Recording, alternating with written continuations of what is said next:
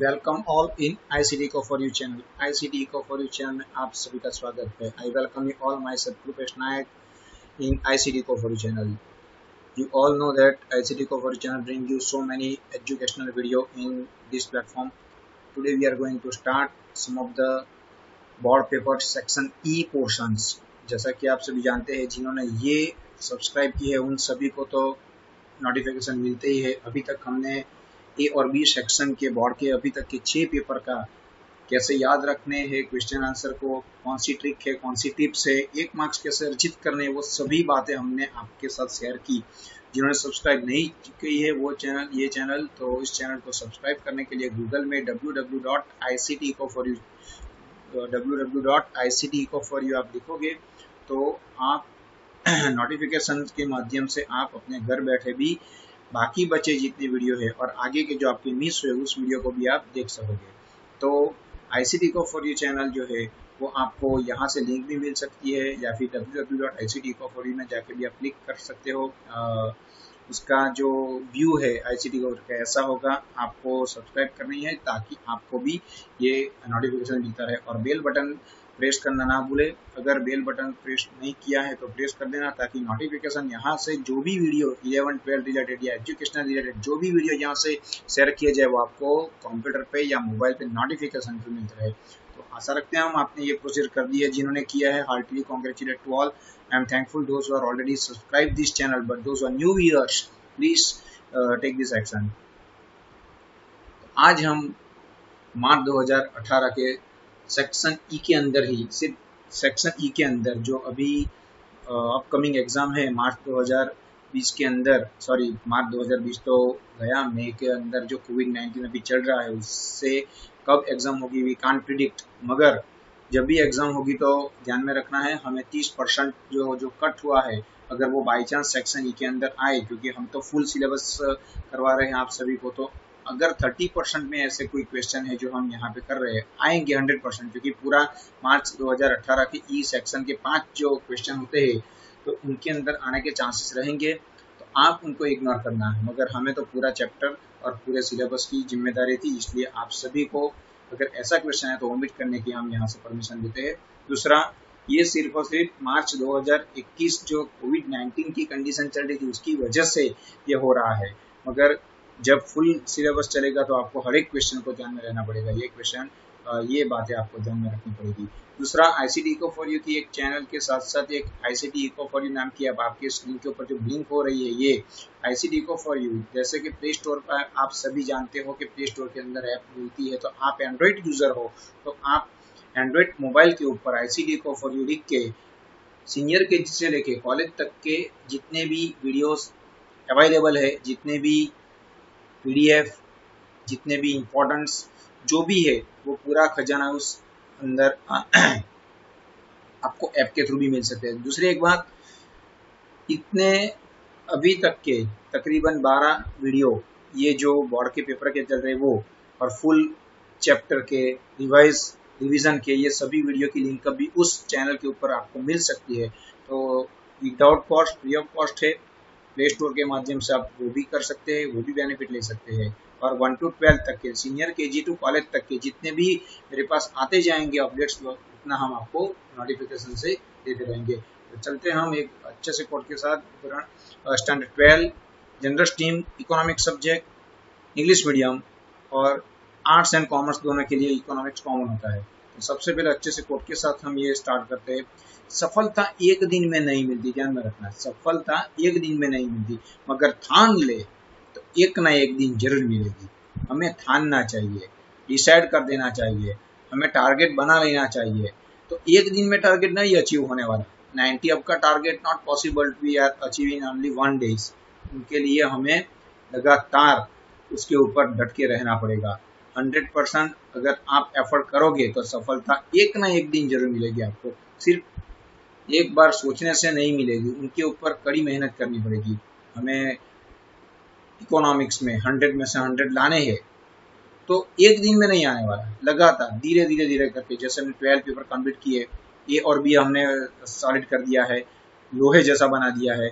अब section E के बारे में हम लास्ट तक वीडियो को देखना, क्योंकि इस वीडियो के अंदर सेक्शन ई के अंदर हर एक क्वेश्चन की मिलेगी आपको। की मिलने से आपको हर एक पॉइंट कैसे याद रखने हैं वो याद रहेंगे आसानी से। दूसरा, इस वीडियो के अंदर पॉइंट मिलेंगे, मेन पॉइंट्स के ये वीडियो है, ध्यान में रखना, मेन पॉइंट्स के आपको ये वीडियो मिलेंगे। सेक्शन ई के लिए 5 मार्क्स के लिए सिर्फ पॉइंट लिखोगे तो आपको मार्क्स मिलने वाले नहीं है, मगर पॉइंट याद रहेंगे तो उसके अंदर 100% आपको याद रहने वाला है। दूसरा, अंदर पॉइंट के अंदर क्या लिखना है, पॉइंट के अंदर लिखने के लिए वीडियो के अंदर मैंने कमेंट बॉक्स में रिवीजन राउंड की जो भी लिंक है वो मैंने शेयर कर दी है। तो क्वेश्चन के अंदर फुल क्या लिखना है, हमें कौन सी बात हम डिस्कस करेंगे, वो पूरे वीडियो को देखने के लिए आप कमेंट बॉक्स में एक लिंक मैंने शेयर की है, वो आप देख लेना, ताकि आपको पता चल जाए कि पूरे अगर क्वेश्चन आंसर के मेन पॉइंट, तो मेन पॉइंट में क्या क्या डिस्कशन करना है। क्योंकि सेक्शन ई है, 25 मार्क्स से 5 मार्क्स का एक क्वेश्चन है, तो पॉइंट सिर्फ याद रखने के लिए आपको यहाँ पे हम गाइड करेंगे, बाकी अंदर क्या लिखना है उनका वीडियो देखोगे तो अच्छी तरह से आपको याद रह जाएगा। तो चले आगे बढ़ते हैं। सबसे पहले मार्च 2018 के अंदर है, हम मार्च 2018 के पेपर के सेक्शन ई के अंदर 5 मार्क्स के इतने क्वेश्चन थे। Define and explain the meaning of inflation, what are the main causes of inflation, उसके ऑप्शन में explain the origin and the development of the concept of money, explain the function of money, उसके बाद what are the main indicators of poverty in India and what are the main causes of poverty in India. Define term birth rate, what are the causes of high birth rate in India. Fourth, explain the measure taken to increase agriculture productivity in India. And fifth, there is a graph. बराबर है, तो ये 5 question है। सबसे पहले हम 2018 के first question से स्टार्ट करते हैं। Define and explain the meaning of inflation, what are the main causes of inflation. सबसे पहले डेफिनेशन देखना, डेफिनेशन की 1 मार्क्स है और बाकी के आपका 4 मार्क। प्रेजेंटेशन कैसे करने हैं वीडियो एंड तक देखना, आपको समझ में आएंगे। वीडियो एंड तक लेकर लास्ट के सेशन में हम आपको प्रेजेंट कैसे करना है वो समझाएंगे। सबसे पहले हम बात करेंगे डेफिनेशन की। बहुत सारी इकोनॉमिस्ट ने डेफिनेशन दी है। अगर आपकी रियल इनकम मॉनिटरी इनकम से ज्यादा है, कम है, ये बात किसने बताई थी, प्रोफेसर पीटू ने। तो ऐसी अगर डेफिनेशन आपको पर्टिकुलर किसी इकोनॉमिस्ट की आती है वो भी लिख सकते हो, या जनरल इन्फ्लेशन की डेफिनेशन कि हर एक सेक्टर के अंदर कंटिन्यूस अगर प्राइस बढ़ती है तो उसे हम इन्फ्लेशन करेंगे। There is a continuous price in the all sector increases, that is called inflation. तो इन्फ्लेशन की पहले आपने डेफिनेशन लिखनी है, उसके बाद काफी इंपॉर्टेंट आप सभी के लिए जो मैं बात कर रहा था अभी, what are the main causes of inflation, उनके हमने कीवर्ड्स बनाए। सबसे पहले डॉग याद रखो, डॉग, डीओजी डॉग नहीं, वफादार हमारा जो एनिमल है डॉग, उनको सी कर दो, डॉग। डॉग के अंदर सबसे पहले डी के नीचे अंडरलाइन है increase in demand, second O other causes of inflation, and third point increase in the cost of production. जो अंडरलाइन है वो मैच हो रही है ऊपर डी ओ सी के साथ। यहाँ पे डी यानी ये डिमांड, ओ यानी यहाँ पे अदर्स, कॉजेज ऑफ इन्फ्लेशन, सी यानी कॉस्ट ऑफ प्रोडक्शन। ये तीनों में से आप अगर टेक्स्ट बुक में देखोगे तो सेकंड वर्ड है increase in the cost of production, मगर उनके सब पॉइंट नहीं है। That why I taking other causes of inflation second and then last. सबसे पहले हम बात करेंगे इंक्रीज इन द डिमांड। अब इंक्रीजिंग के डिमांड के अंदर भी सब पॉइंट है, 2 पॉइंट है, 3 पॉइंट है। तो 3 पॉइंट की क्या है, पब्लिक की सप्लाई ओवर हुई। अब पब्लिक ने अपनी सभी सप्लाई को ओवर कर दी। ये कीवर्ड आपके नोटबुक में, टेक्स्ट बुक में, आप जहां पढ़ाई करते हो, अगर वहां एक फुलस्केप पढ़ा है तो फुलस्केप के अंदर भी लिख दो, या फिर पोस्ट करके स्क्रीनशॉट लेके भी आप ये सभी बातें जो आपको याद रहने वाली नहीं है वो एक अच्छी तरह से, पब्लिक की सप्लाई ओवर हुई, ये जो कीवर्ड्स है वो याद रखना है। कोई भी टेक्स्ट बुक DIGS में से ऐसा नहीं मिलने वाला, ध्यान में रखना।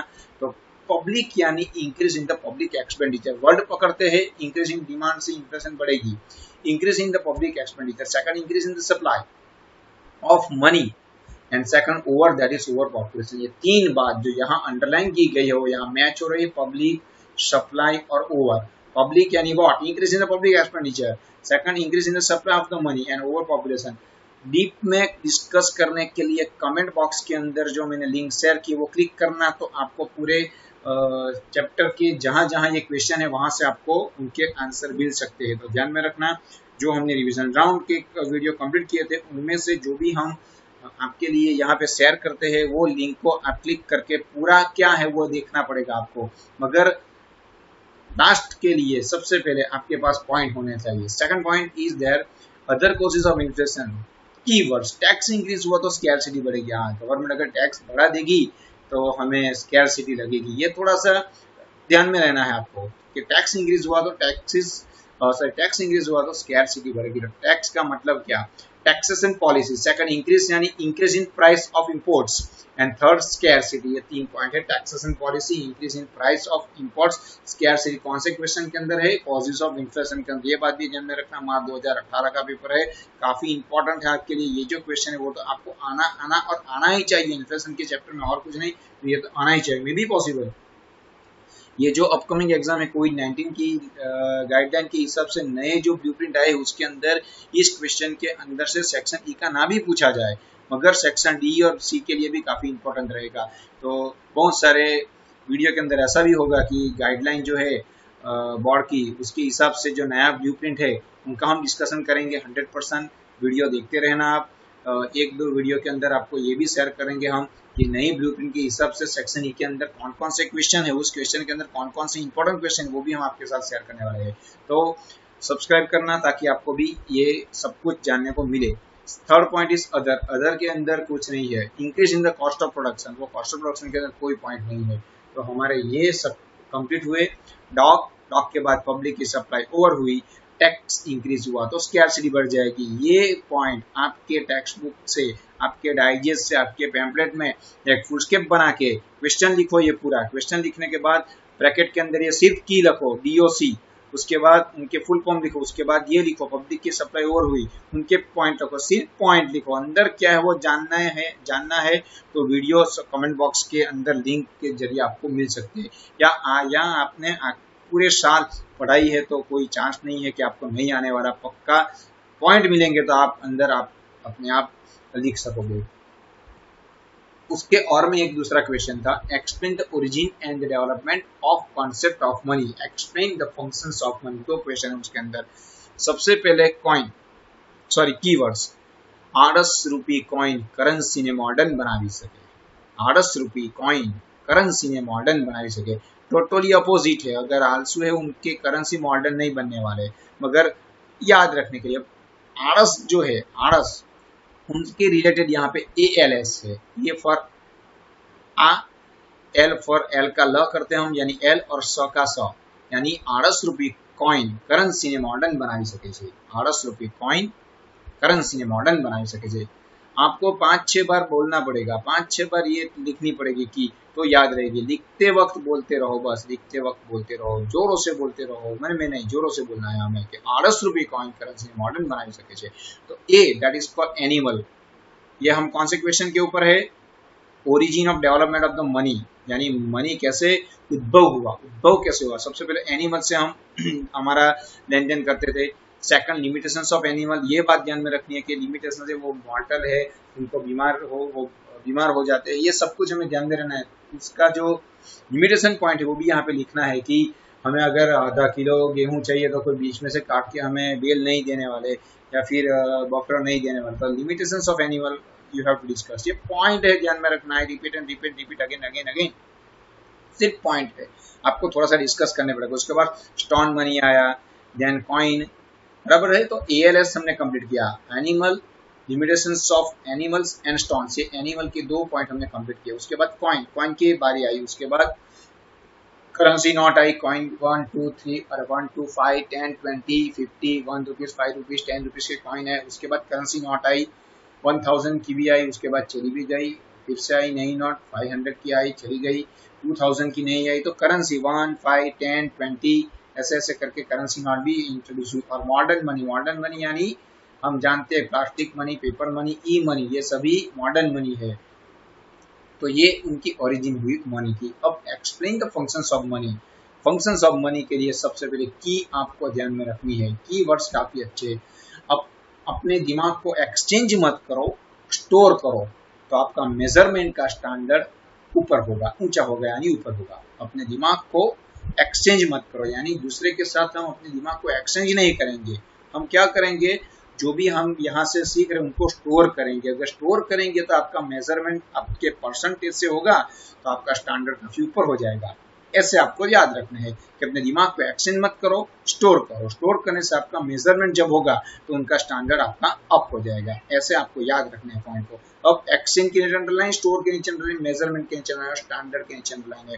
तो एक्सचेंज का मतलब क्या? As a medium of exchange, second as a store value, third as a measure of value, and last one is as standard of deferred payment. ये 4 पॉइंट याद रखने के लिए काफी इंपॉर्टेंट है। As a medium of exchange, as a store of value, as a measure of value, as a standard of deferred payment.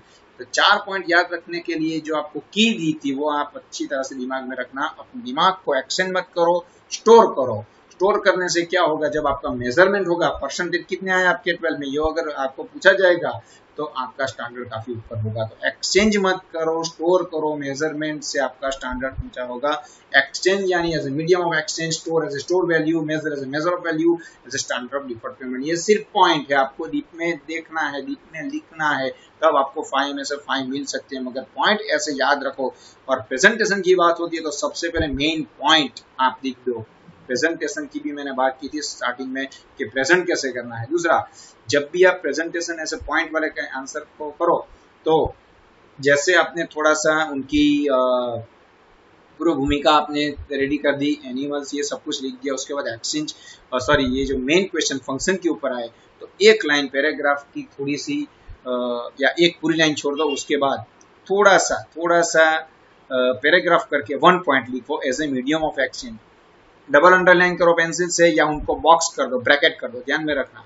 As a medium of exchange करके आपको क्या करना है, बॉक्स कर देना है, रेक्टेंगल, या फिर उसके नीचे डबल अंडरलाइन कर देना है। और कर देने के बाद क्या करना है, उस लाइन को छोड़ दो और नीचे से पैराग्राफ एक्सचेंज का ई जहां से स्टार्ट होता है वहां से आपका एक्सप्लेनेशन स्टार्ट होना चाहिए पॉइंट का। ध्यान में रखना, आपके पॉइंट सेपरेट हो जाने चाहिए। हर एक पॉइंट आपके टेक्स्ट बुक के जो है वो आपको सप्लीमेंट्री के अंदर सेपरेट करके दिखाना है। और सेपरेट कब होगा, जब आप अंडरलाइन करोगे या बॉक्स करोगे, और बॉक्स करने के बाद वो लाइन छोड़ ही दो, वो पूरी लाइन बाकी छोड़ दो, और नीचे के लाइन से स्टार्ट करना, तो भी कहां से, ई के नीचे से स्टार्ट करना है हमें, एक्सचेंज के ई वर्ड से स्टार्ट करना। तो अपने आप फिर बाकी का स्टार्ट से स्टार्ट करो, तो आपका थोड़ा प्रेजेंटेशन बनेगा। अब नेक्स्ट क्वेश्चन के ऊपर हम करते हैं। सेकंड क्वेश्चन मार्च 2018 के हम सेक्शन ई के क्वेश्चन को डिस्कशन में ले रहे हैं। What is the main indicator of poverty in India. शायद ये जो क्वेश्चन है वो पॉवर्टी के इंडिकेटर अपकमिंग एग्जाम के अंदर कोविड-19 के अंदर 2021 के अंदर शायद ये ओमिट हुआ है, ध्यान में लेना। अगर ओमिट हुआ है तो उनको ध्यान में मत लो, अगर नहीं है और जो दूसरे व्यूअर्स है जो दूसरे एग्जाम नेक्स्ट ईयर देने वाले हैं और ओमिट नहीं होगा तो आपके लिए ये क्वेश्चन काफी इंपॉर्टेंट रहेगा। उनकी थोड़ी सी लिमिटेशन ये है कि 11 पॉइंट है टोटल, और 11 पॉइंट को याद रखना खाने का खेल नहीं है, ध्यान में रखो। ये आपके सामने सभी पॉइंट में 1 बाय 1 डिस्प्ले कर रहा हूँ, तो ये सभी पॉइंट को याद रखना कैसे। इफ यू हैव एजुकेशन, अगर आप पढ़े लिखे हो, देन इन योर हाउस, आपके घर पे इलेक्ट्रिसिटी होगी, वाटर होगी, टॉयलेट फैसिलिटी होगी। सबसे पहले अगर आप पढ़े लिखे हो, दैट इज एजुकेशन। अगर आपके पास education, if you have education, then you have house, electricity, water and toilet facility in their house. आपके घर पे इतनी फैसिलिटी हो सकती है। तो अगर आप एजुकेटेड होंगे यानी एजुकेशन, तो आपके घर में यानी हाउस, इलेक्ट्रिसिटी होंगे क्योंकि आप बिल पे कर सकोगे, टॉयलेट की फैसिलिटी होगी, ड्रेनेज की फैसिलिटी होगी आपको 100%, वाटर की फैसिलिटी होगी, आपके घर पे आरओ भी हो सकते हैं, उसके बाद टॉयलेट की फैसिलिटी होगी, प्रोविजन, आपको बाहर नहीं जाना पड़ेगा।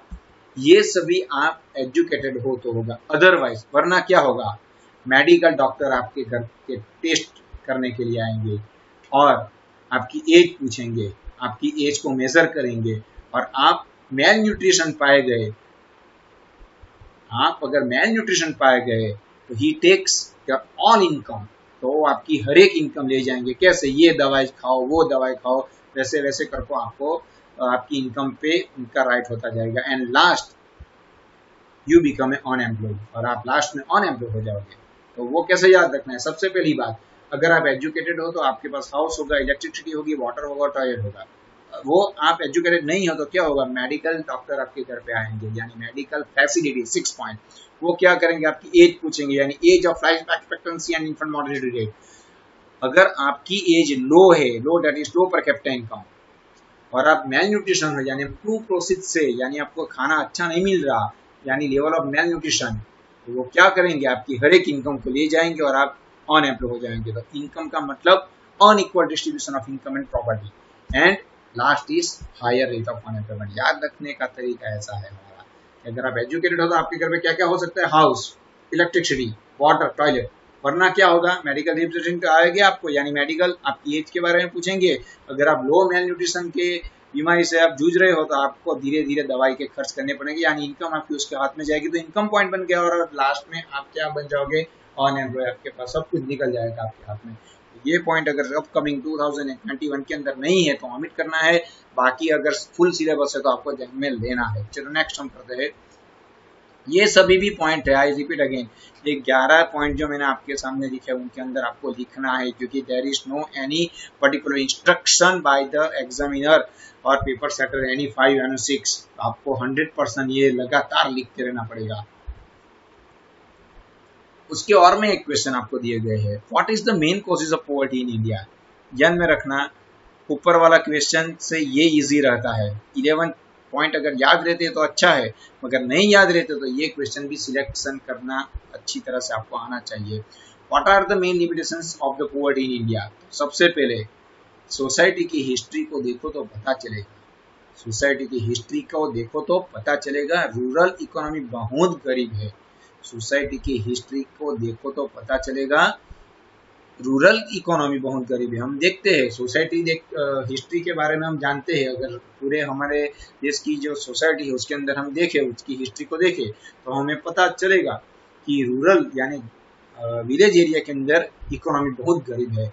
अदर रीजन भी है उनके, ऐसा नहीं कि वो लोग गरीब है, बहुत सारे रीजन है, अदर रीजन भी है, मगर गरीबी बहुत है वहाँ पे। सोसाइटी की हिस्ट्री को देखो तो पता चलेगा रूरल इकोनॉमी बहुत गरीब है, अदर रीजन भी है मगर गरीबी है। तो सबसे पहले सोसाइटी का मतलब सोशल कॉजेज, हिस्ट्री का मतलब हिस्टोरिकल कॉजेज, रूरल का मतलब कॉजेज ऑफ रूरल पॉवर्टी और इकोनॉमी का मतलब इकोनॉमिक कॉजेज एंड अदर का मतलब अदर कॉजेज। ये मेन 5 पॉइंट्स है, मेन 5 पॉइंट्स आपके लिए है पॉवर्टी के लिए, social causes, historical causes, causes of rural poverty, economic causes and other causes. तो सबसे पहले बात करते हैं हम सोशल कॉजेज की। सोशल कॉजेज के अंदर सब पॉइंट है मगर उनकी की हमें आनी चाहिए। सबसे पहले एलजी टीवी, सभी के घर में एलजी का ब्रांड है ही, एलजी के मोबाइल आते हैं, एलजी के टेलीविजन, रेफ्रिजरेटर, बहुत सारे एलजी के प्रोडक्ट है। तो हमें सोशल, हम सोसाइटी के अंदर जाते तो एलजी की प्रोडक्ट देखने को मिलती है। तो सोशल यानी L G, L for what, low level of education and G for gender inequality, ये सोशल की बात हुई। एल जी, एल दो level of education and gender inequality. अब बात करते हैं हम हिस्ट्री की। तो हिस्ट्री के अंदर पॉइंट नहीं मिलेंगे, ध्यान में रखना, आपके टेक्स्ट बुक या आपके नवनीत या आपके डाइजेस्ट या आपके रेफरेंस बुक के अंदर भी आप देखो पॉइंट नहीं मिलने वाले, मगर हिस्ट्री का कौन कौन से कॉजेज है वो थोड़ा सा हमने यहाँ पे अलग किए हैं। उनके पॉइंट नहीं है, कीवर्ड्स नहीं है, उनको याद रखने का तरीका है। ब्रिटिश रूल के बारे में हम जानते हैं, एग्रीकल्चर सेक्टर काफी सफर कर चुका है, मॉनसून की अनसर्टिनिटी थी, जमींदारी सिस्टम के बारे में हम जानते हैं, रैयतवाड़ी प्रथा, ये जो टेनेंसी एक्ट थे वो भी हम जानते हैं। Tenancy system leads agriculture condition destroyed, ये पहला पॉइंट। ब्रिटिश रूल के हिसाब से क्या क्या हमें दिक्कत आई वो हमें डिस्कस करना है। Second, in case of business of trade, Britishers follow that kind of trade policy, tax policy and industrial policy so that they can get the benefit. अगर कोई बिजनेस या ट्रेड के बारे में हम देखें तो ब्रिटिश सर की पॉलिसी कौन सी थी कि उनका मुनाफा जहां पे हो वहां वो ट्रेड और बिजनेस को स्टार्ट करते हैं। ये सेकंड पॉइंट हिस्टोरिकल हम देखते हैं पॉवर्टी के। थर्ड पॉइंट है Indian exports prohibited where the goods and goods produce in England were given a lot of taxes concession. जो बाहर के लोग इंग्लैंड वाले जो प्रोडक्शन करते थे उसके ऊपर टैक्स बर्डन कम था और इंडिया की प्रोडक्ट पे ज्यादा था। तो इनिशियली बाहर के जो इंग्लैंड वाले प्रोडक्शन करते थे उनकी हमें चीप रेट में मिलती थी, तो जो इंडिया का बिजनेस था वो लेड लॉ काफी डिस्ट्रॉय हो गया। तो ये ऐसे आपको डिस्कस करी हिस्ट्री के बारे में। नेक्स्ट है कॉजेस ऑफ रूरल पॉवर्टी, उनकी भी कीवर्ड्स हमें चाहिए। सबसे पहले कीवर्ड्स के बिना कुछ नहीं होगा आपका।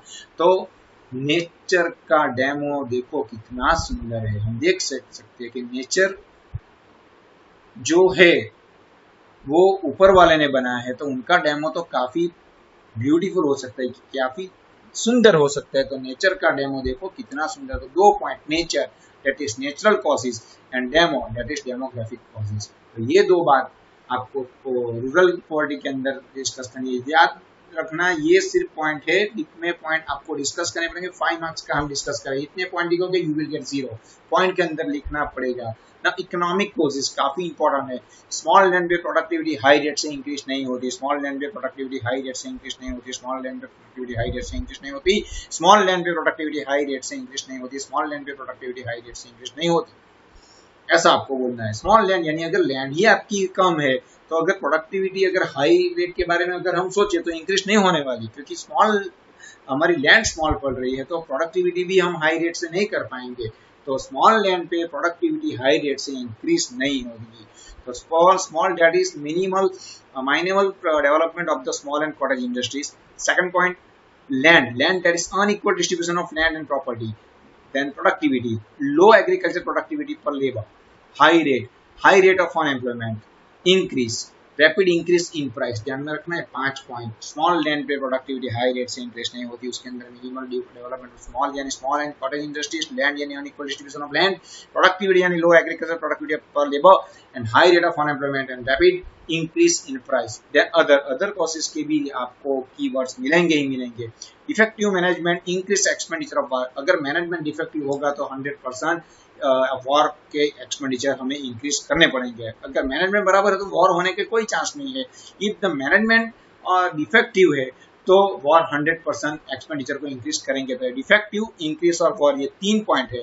सबसे पहले डिफेक्टिव पॉलिसी गवर्नमेंट की, उससे भी पॉवर्टी बढ़ेगी। Second, increase in the defence expenditure अगर डिफेंस में ज्यादा हो रहा है तो भी पॉवर्टी बढ़ने के चांसेस है, क्योंकि प्रोडक्टिव वर्क नहीं होगा हमारा। और वॉर दोनों देशों के लिए, कितने भी देश, अगर वर्ल्ड वॉर है तो हर एक देश के लिए ये पॉवर्टी के रीजन बन सकती है। तो ऐसे आपको मेन पॉइंट याद रखने की यहाँ पे दे रहे हैं हम कि अगर हाथ में आ गई तो अंदर क्या लिखना है, उनकी लिंक भी शेयर की है।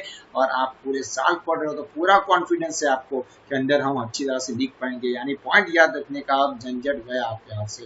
ये कीवर्ड्स पकड़ के चलो तो आप अच्छी तरह से याद कर पाओगे। Define the term birth rate, what are the causes of high birth rate in India. 2018 का थर्ड क्वेश्चन। बर्थ रेट की डेफिनेशन आप सभी को आती है कि किसी पर्टिकुलर ईयर के अंदर पर 1000 जितने भी बेबी बॉर्न होते हैं उनको हम बर्थ रेट कहते हैं। तो उनकी डेफिनेशन सबसे पहले लिखनी है। उसके बाद high, reason for high birth rate. रुमाल फट गया तो सीओ यानी उनको अच्छी तरह से सीलिंग कर लो, उनको फेंकना नहीं है। रुमाल फट गया है तो सीओ, SEO सी लो, उनको धागे से सी लो, सुई से सी लो। रुमाल फट गया तो SEO का मतलब है social, SE economic and O other, social, economic and other के हमें शॉर्ट में बनाया है SEO। ये तीनों का हमें डिस्कशन करना है। तो सबसे पहले आते हैं सोशल फैक्टर। सोशल फैक्टर के अंदर हम बात करें तो कोई भी देश में यूनिवर्सली अर्ली मैरिज नहीं होंगे। कोई भी देश है ना, कोई भी देश दुनिया का 188 कंट्री में से कोई भी देश में अर्ली मैरिज नहीं होते। जो ईयर है उसके हिसाब से ही मैरिज होते हैं, क्योंकि मेल को पता है कि ज्वाइंट फैमिली देश में कम है। मेल को पता है कि ज्वाइंट फैमिली पूरे देश में कम है। तो कोई भी देश में यूनिवर्सली अर्ली मैरिज नहीं होंगे, क्योंकि मेल को पता है कि ज्वाइंट फैमिली देश में कम है। कोई भी देश में यूनिवर्सली अर्ली मैरिज नहीं होंगे, क्योंकि मेल को पता है कि ज्वाइंट फैमिली देश में कम है। तो यूनिवर्सली, अर्ली मैरिज, मेल और ज्वाइंट फैमिली, 4 पॉइंट हमारे सोशल के। First, universality of marriage.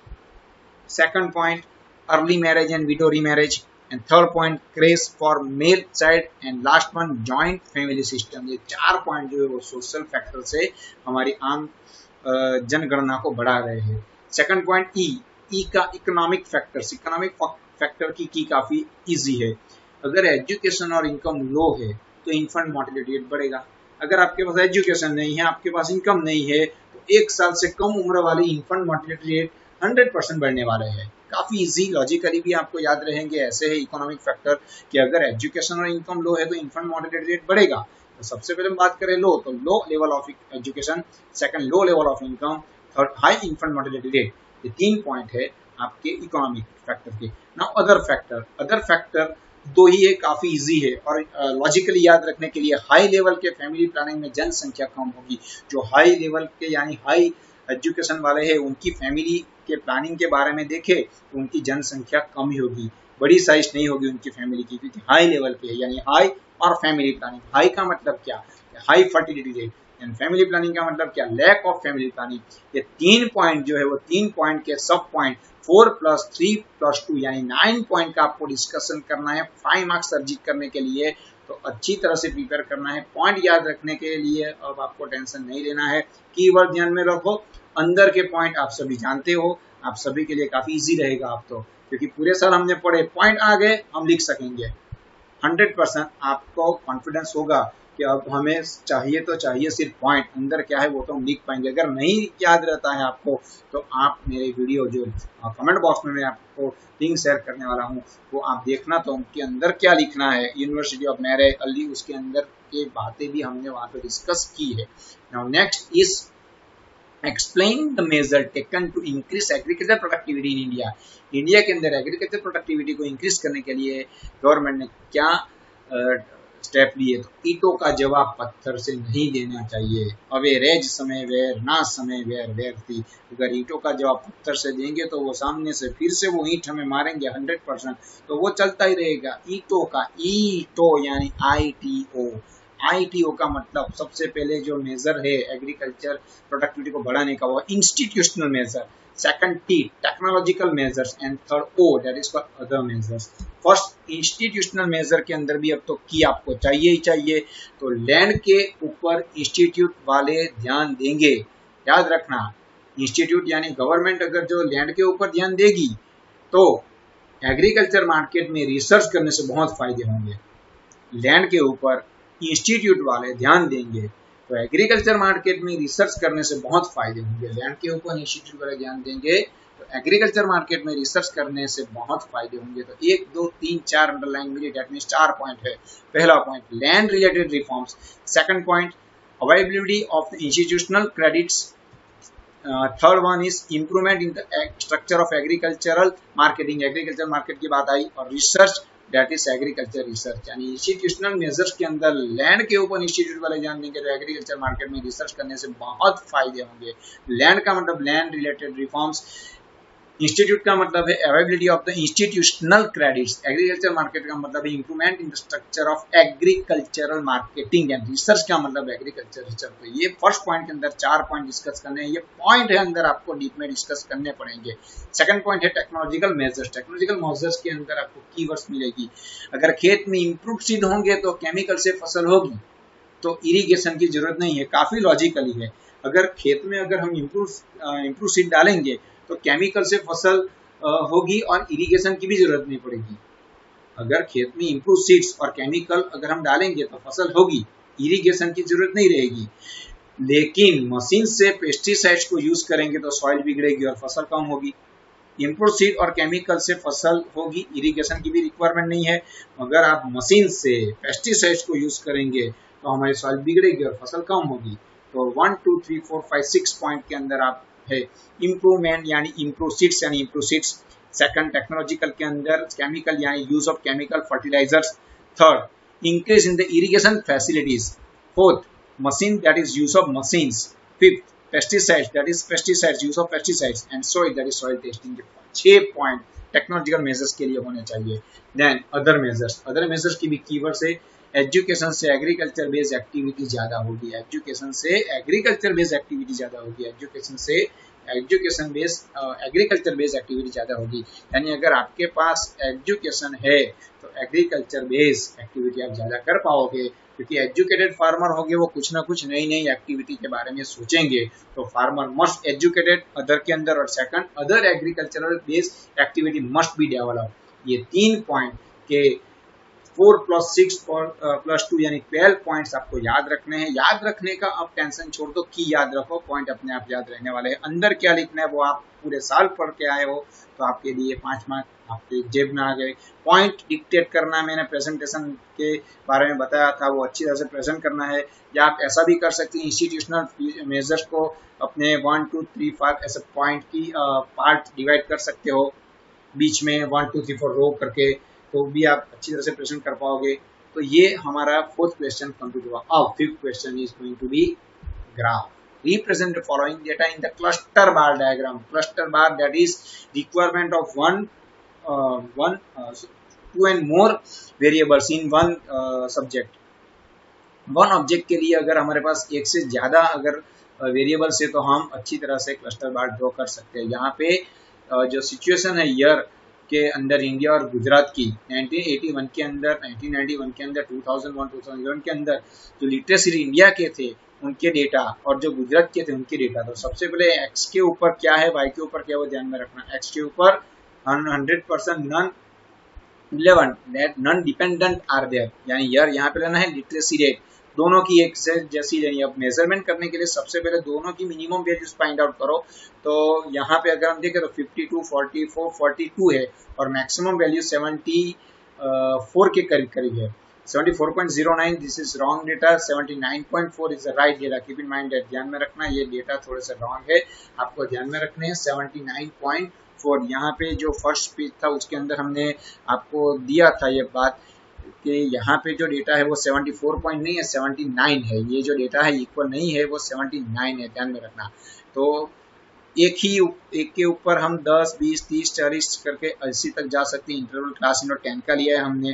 तो यहाँ पे अगर हम देखें तो ये जो रेड मार्क है उनका इंडिकेटर यहाँ पे आपको दिखाना पड़ेगा ऐसे कि रेड मार्किंग क्या है, तो क्या extent of literacy rate in India, और जो ये जो येलो है वो क्या है, extent of literacy rate in Gujarat.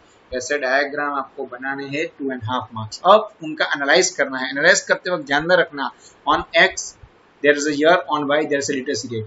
Then after what is the minimum value in India and what is the maximum value in India, that you have to find out. Same way you have to minimum and maximum value of Gujarat, that is the another point of your analysis. Then after you have to compare India to Gujarat, where India literacy rate of 43, Gujarat 44, 50 to 61, 60 2001 के अंदर ही ऐसा हुआ था कि गुजरात के अंदर literacy rate कम हो गया था और इंडिया के अंदर बढ़ गया था। मगर 2011 में देखो तो इक्वल नहीं है, ध्यान में रखना। This is wrong printing. 79 and more, 79% Gujarat के अंदर है, यानी 2011 की लास्ट सेंसस के अंदर हम कैलकुलेशन करेंगे तो इंडिया की जो लिटरेसी रेट थी 74.04, उनके सामने गुजरात के 79.09 थी। तो लिटरेसी रेट अगर बढ़ रही है, दैट मीन्स कंक्लूजन लिखना है हमें। कंक्लूजन के अंदर हम लिख सकते हैं कि गुजरात में 1991 और 2011 के लगातार अगर हम डेटा लिखते हैं तो 44.92, 61.29, 64.83 एंड 74 नहीं, 79.79, तो लगातार ये गुजरात के डेटा लिटरेसी रेट के बढ़ रहे। That means there is a much education improved in Gujarat, and also we can find out in India. So literacy rate can increase, then there is a possibility to load death rate of infant mortality rate, then female are also getting better education in India and in Gujarat. So death rate, birth rate and population problem, unemployment problem, poverty may be reduced in recent past 2021. So these are the conclusion. These type of conclusion you have to mention in your analysis. Then and then only 2.5 for your graph and 2.5 of your analysis. So this conclude here. So आप सभी को जैसे मैंने जो भी trick दी कैसे present करना है, प्रेजेंटेशन करते वक्त आपको ध्यान में रखना है, पॉइंट सेपरेट करने हैं बॉक्स करके या अंडरलाइन करके वो पॉइंट लाइन छोड़ दो, नीचे से स्टार्ट करो। नीचे से स्टार्ट करना है तो जहां हमने मेन पॉइंट लिखा है उसके नीचे से नहीं स्टार्ट करना है, उनको पैराग्राफ वाइज छोड़ दो और फिर से स्टार्ट करो। That will differ, that is separate your main points. ये प्रेजेंटेशन के अंदर ध्यान में रखो। सेकंड काफी इंपॉर्टेंट है आप सभी के लिए, अगर आपने फर्स्ट क्वेश्चन लिख दिया उसके बाद सेकंड क्वेश्चन आप लिख रहे हो तो दोनों के बीच एक पेंसिल से स्केल से लाइन ड्रॉ कर दो। एक लाइन ड्रॉ करना काफी इंपॉर्टेंट है। बोर्ड में काफी क्विकली आपके पेपर को चेक करते हैं पेपर्स, तो मे बी पॉसिबल अगर आपके नंबरिंग रॉन्ग है या नंबर डालना भूल गए हैं और आपने कंटिन्यू लिखते ही जा रहे हैं तो 10 मार्क्स के क्वेश्चन के अंदर 5 मार्क्स मिलने के चांसेस है। मगर आप एक लाइन कर दोगे तो जो पेपर चेकर रहे उनको भी पता चलेगा कि यहाँ आपका क्वेश्चन एंड हुआ। This is the very very important tips for you. ये हम नहीं जानते कि क्या हो रहा है बोर्ड के अंदर, हम रीओपन भी नहीं करवाते, रीओपन करवाते तो हमें पता भी नहीं चलता कि क्या है। मगर हम अगर थोड़ी सी ऐसी केयर रखेंगे तो definitely we are getting more marks in all subject. तो प्रेजेंटेशन के लिए जैसे क्वेश्चन ओवर हो एक लाइन छोड़ दो और एक लाइन आप ड्रॉ कर दो। जैसे आपके 5 क्वेश्चन तो 4 लाइन करने में 1 मिनट का भी वक्त नहीं लगेगा, मगर पेंसिल से और आप आपके स्केल से अच्छे से ड्रॉ करना। याद रखना, पेंसिल से और आप अपने स्केल से ड्रॉ करना, ताकि पेंसिल आपकी ब्लैक होगी और आपके जो हैंड राइटिंग होंगे वो ब्लू होंगे, वो सेपरेट होने में चांस रहेंगे। तो ये सभी बातें अब आपको हम अच्छी तरह से बता रहे हैं। Now this video ended. Thank you for watching this video till the end. जिन्होंने सब्सक्राइब किया उन सभी का हम शुक्रिया अदा करते हैं। जो नए व्यूअर्स है उनके लिए आपके सामने ये लिंक या www.icd-for-you में क्लिक करोगे तो भी आपको ICD-for-you के हर एक अपडेट्स आपको नोटिफिकेशन थ्रू मिलते रहेंगे। तो keep watching ICD-for-you for more update. Thank you for the day. Have a nice day.